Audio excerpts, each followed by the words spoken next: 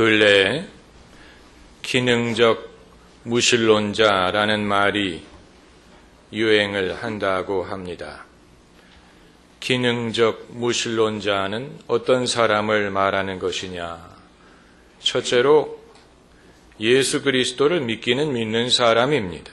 안 믿는 사람이 아니고 믿는 사람인데, 둘째로 그럼에도 불구하고 평소 인생의 결정을 내리는 방식에 있어서는 안 믿는 사람과 별반 차이가 없는 사람을 말합니다. 인생의 결정의 기준이 비그리스도인과 다르지 않다는 것입니다.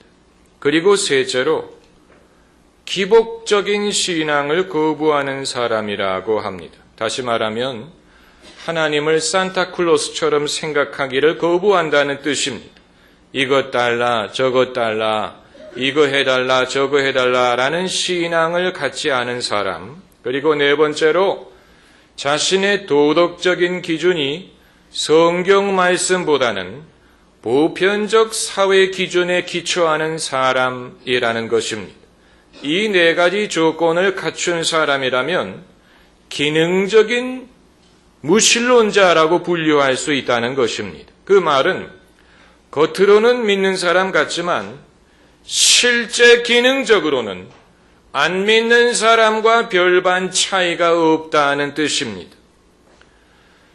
기능적 무신론자라는 말을 누가 만들었는지는 알 수 없지만 생각할수록 좀 무서워지는 면이 있습니다. 왜냐하면 우리의 모습을 반영하는 것처럼 생각이 되기 때문입니다. 나는 스스로를 그리스도인이라고 여기지만 기능적 무신론자와 흡사하지 않는가라고 묻게 만듭니다. 특별히 요즘에 한국 개신교의 개혁을 논하는 사람이라면 교회가 개혁될수록 그리스도인이 세속적인 사람이 돼가지 않는가 하는 질문을 하게 만듭니다. 개혁 자체는 필요한 것입니다. 그렇지만 기독교 신앙의 잘못된 것, 불필요한 것, 미신적인 것, 과장된 것, 오버하는 것, 거품, 이런 것을 제거하고 나면 남는 게 별로 없지 않을까 하는 의구심입니다. 우리 신앙의 거품, 과장, 미신을 제거하고 나면 과연 무엇이 남겠는가? 우리는 그러므로 점점 세속적인 사람을 닮아가는 것이 아닐까? 저는 지난 열흘 동안 가정일로 캐나다를 다녀왔습니다. 열흘 동안에 평범한 사람으로 살았어요.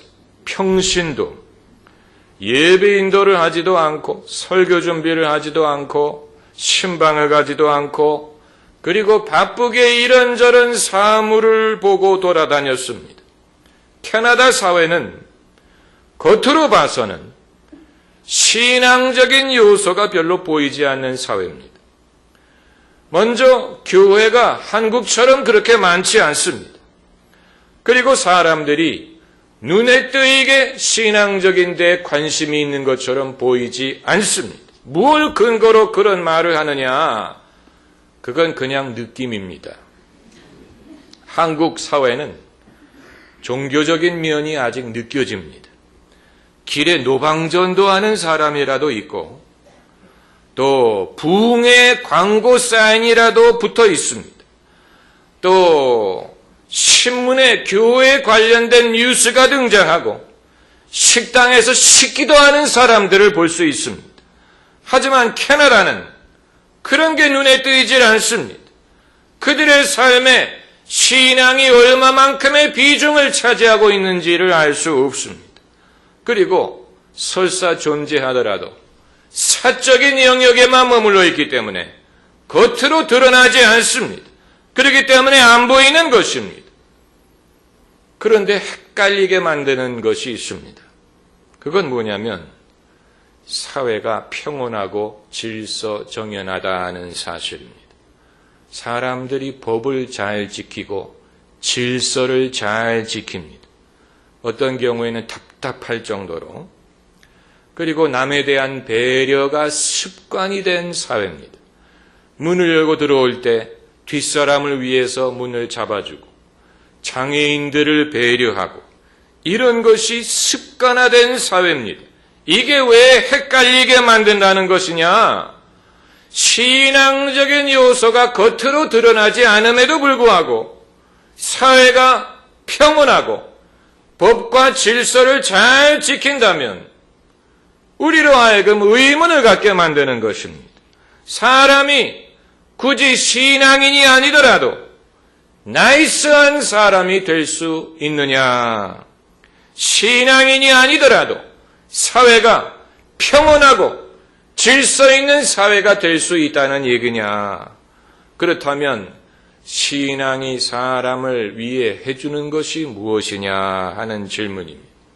아마 여러분은 저의 이런 생각이 기우에 불과하다고 생각하실지도 모릅니다.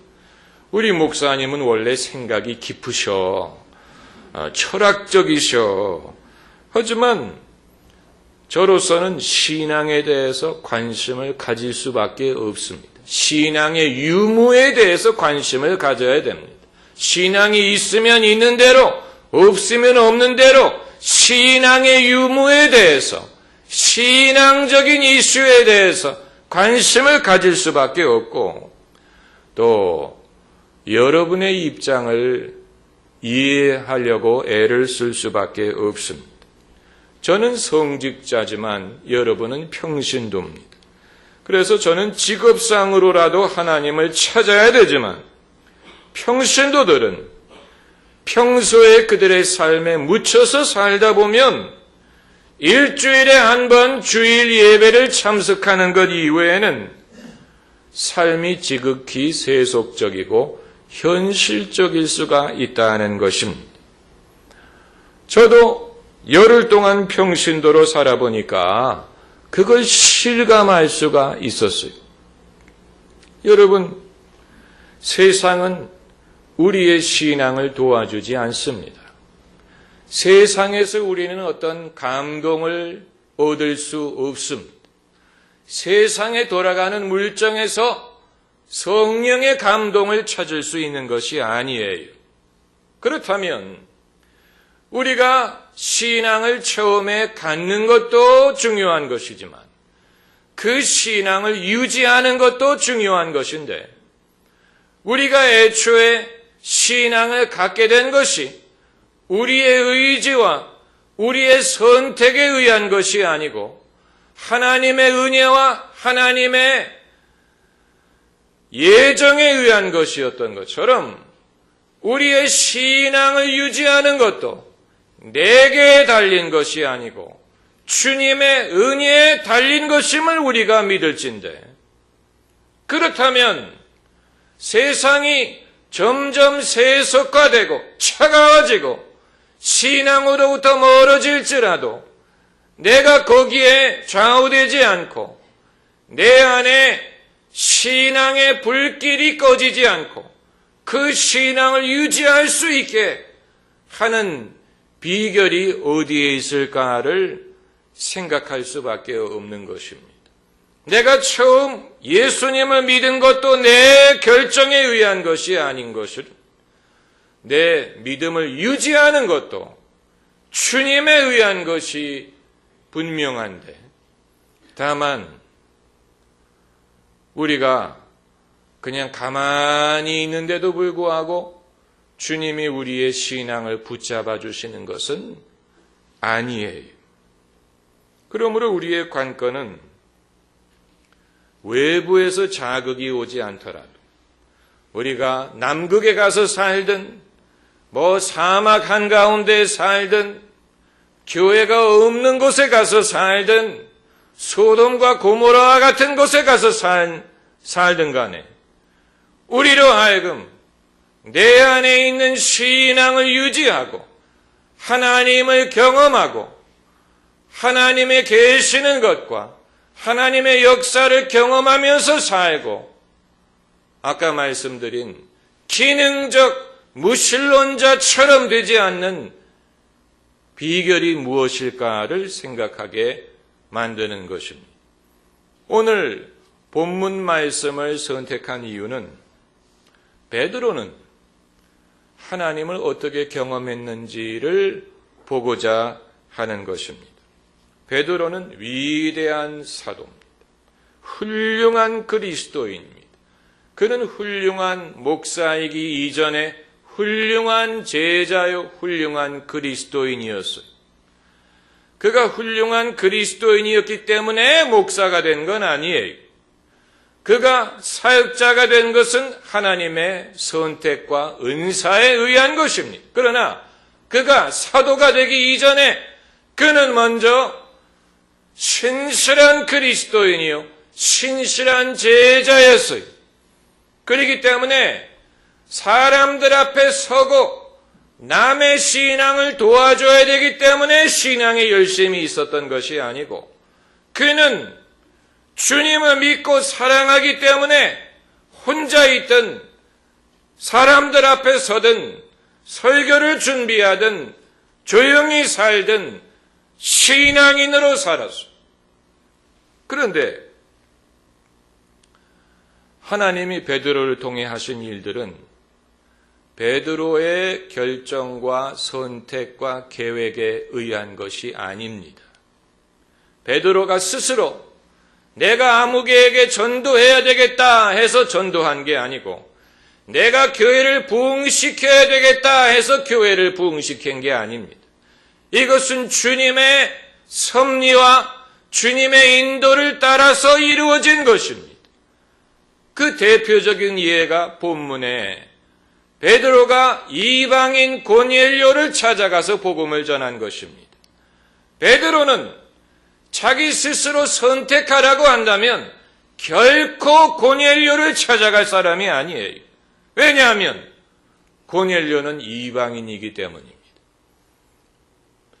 베드로는 유대인이기 때문에 유대인들은 원래 이방인들과 섞이지 않습니다. 이방인들과 같이 앉아서 식사하지 않습니다. 이방인과 같이 신앙생활한다는 것은 상상 밖의 일이에요.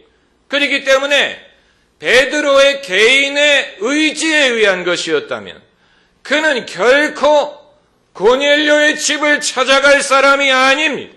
그럼에도 그가 이방인을 찾아가서 그들에게 복음을 전했던 이유는 주님이 그것을 명하셨기 때문입니다. 여기에서 베드로의 신앙과 베드로의 사역의 주도권을 하나님이 쥐고 계셨다는 증거를 보는 것입니다.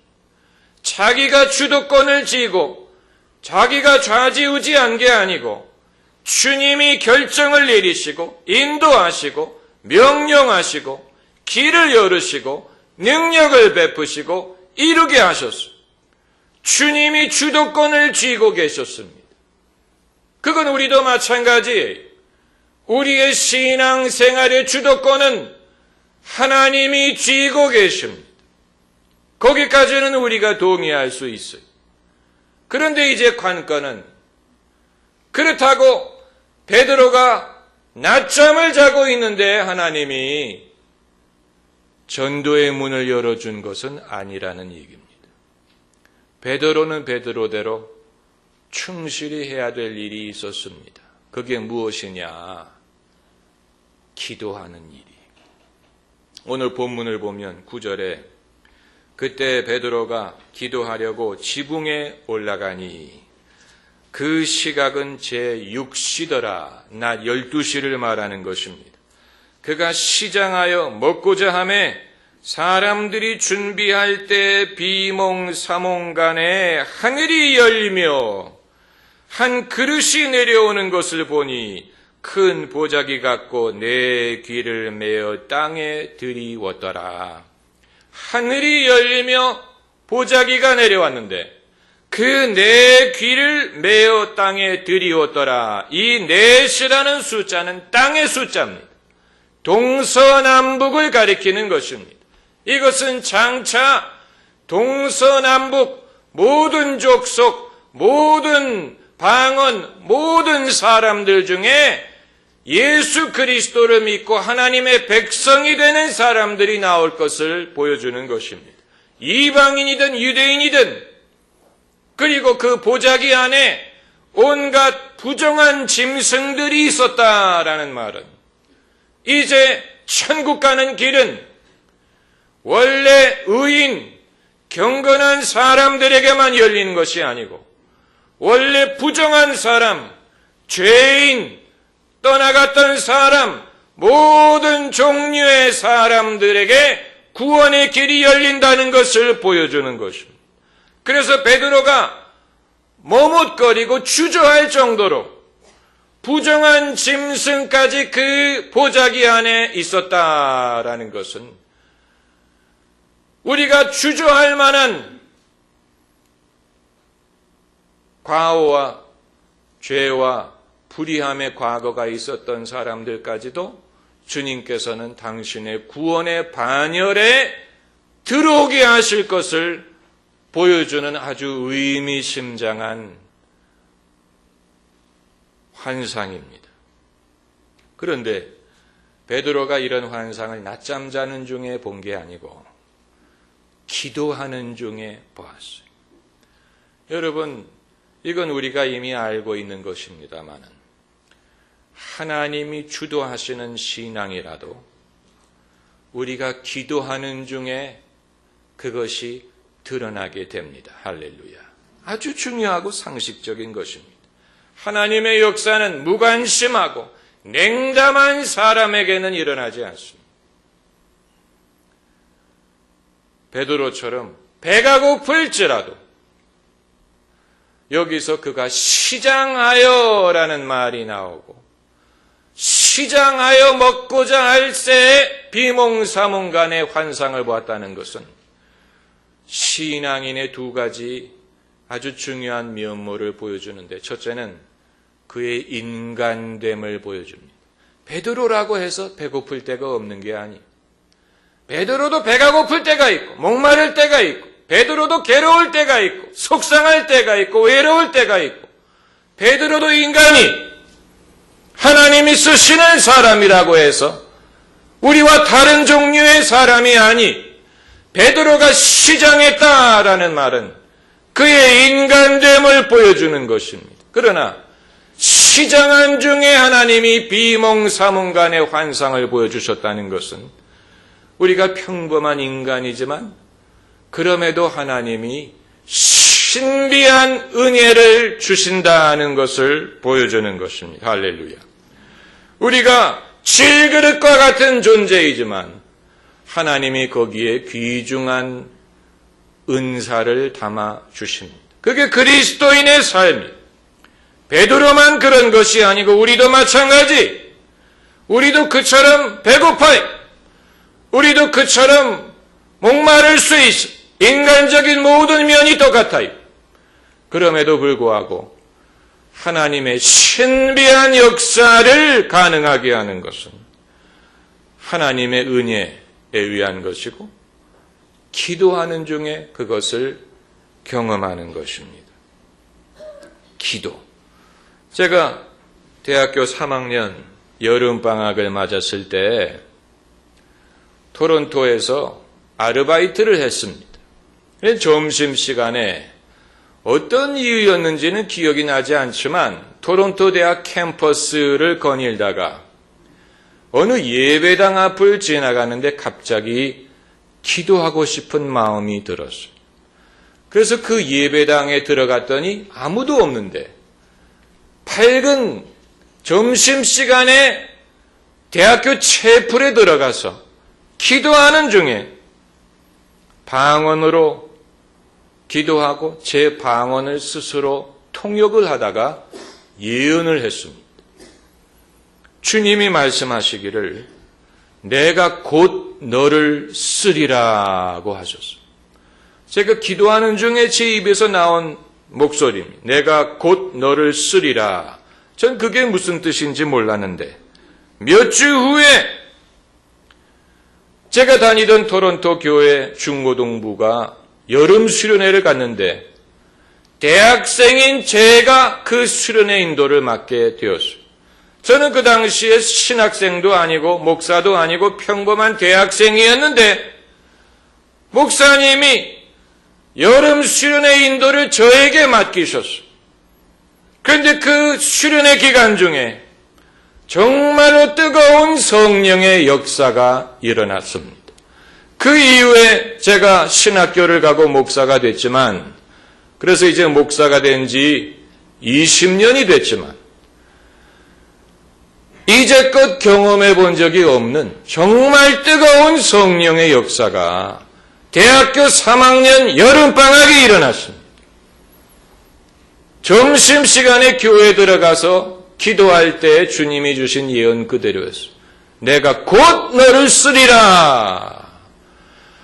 그러니까 하나님이 그런 역사를 행하게 하기 위하여 기도할 마음을 주신 것인지, 기도를 했기 때문에 그런 역사를 경험한 것인지는 알 수 없지만, 한 가지 분명한 것은 기도가 없었더라면 그런 역사를 기대하기 어려웠을 것이라는 것입니다. 이 오늘 본문에 나타나는 베드로 경험의 몇 가지 특징은, 첫째는 그의 기도는 일상적인 기도 생활이었다는 사실입니다. 그 말은 베드로가 어떤 문제가 있어서 기도한 게 아니, 무슨 질병이 있어서 기도한 게 아니, 가슴 아픈 일이 있어서 기도한 게 아니고, 기도가 그에게는 아주 중요한 인생의 부분이었기 때문에 습관대로, 평소 하던 대로 기도한 것입니다. 그런 중에 하나님이 은혜를 주신 것이고, 그리고 두 번째로 하나님의 역사는 복음 지향적으로 나타난다는 것입니다. 그 말은 베드로로 하여금 돈을 많이 벌게 하는 쪽으로 나타나지도 않고, 베드로의 어떤 소원을 이루어주는 쪽으로 나타나지 않고, 예수님의 복음을 전하게 하는 쪽으로 하나님의 역사가 나타났습니다. 여러분, 우리도 마찬가지요. 우리도 내가 무슨 문제가 있기 때문에 기도하는 게 아니고, 기도가 우리 인생의 중요한 부분이기 때문에 기도하는 것이고, 또 하나로 하나님을 경험하고 싶다면 복음 지향적인 목적을 쫓아야 됩니다. 예수님의 복음이 증거되는 곳에 하나님의 능력이 나타납니다. 예수님의 복음을 전하지 않으면 성령이 필요 없습니다. 성령은 우리를 예수 믿게 만들고 예수님을 전하게 하기 위해서 주시는 것입니다. 그렇기 때문에 예수님을 믿지도 않고 예수님을 전하지도 않는 곳에는 성령의 역사가 나타나지 않습니다. 베드로가 경험한 하나님은 베드로로 하여금 본인도 예수님을 믿고 남들이 예수님을 믿도록 돕게 하기 위하여 나타나셨습니다. 우리도 마찬가지. 우리가 왜 하나님을 경험하지 못합니까? 복음으로부터 떠나가기 때문에요. 복음 지향적인 목적으로부터 멀어지기 때문에 그런 것입니다. 우리는 하나님을 우리 인생의 어떤 인생 카운슬러 정도로 생각합니다. 나의 문제를 해결해주고, 나의 어떤 고민을 해결해주는 그런 분으로 하나님을 생각하는데, 하나님이 이 세상을 위하여 최대로 하신 일은 당신의 독생자를 보내신 일이기 때문에 하나님의 역사를 최대로 경험할 수 있는 길은 독생자 예수 그리스도의 일에 동참하는 것입니다. 우리가 예수 그리스도의 일에 동참할 때 더 분명한 하나님의 역사와 더 분명한 하나님의 인도를 경험합니다. 오늘 본문에 베드로가 본 환상은 베드로 자신의 인생의 인도를 위한 게 아니었어요. 복음을 전하기 위한 하나님의 목적을 보여준 것이었습니다. 이건 평신도나 성직자의 구별이 없습니다. 여러분, 우리가 일상적으로 기도하고 복음 지향적인 목적을 가지고 살기만 한다면 배가 고플 때에도 하나님은 우리의 문을 두드리십니다. 할렐루야. 기도하십시다.